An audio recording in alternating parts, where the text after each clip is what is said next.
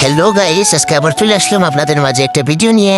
আজকে আসছিলাম ফ্রেন্ডকে নিয়ে একটু ঘোরাঘুরি করার জন্য, তো ভাবলাম আপনাদের সাথে একটু শেয়ার করি, আপনাদেরকেও একটু সঙ্গে নিই।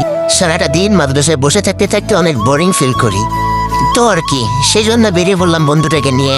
শরীরটা অনেক ম্যাজম্যাজ করতেছে এই জন্য। তারপর বন্ধুকে নিয়ে ঘোরাঘুরি করার সময় বন্ধু বললো আমাকে কিছু খাও। আমি কোনো কথাই বলছিলাম না, কারণ আমার পকেটের অবস্থা খুবই খারাপ।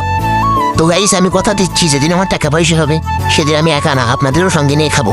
তো গাইস, ঘুরতে ঘুরতে অনেক সন্ধ্যা হয়ে আসলো এবং মাগরিবের টাইমও চলে আসছে।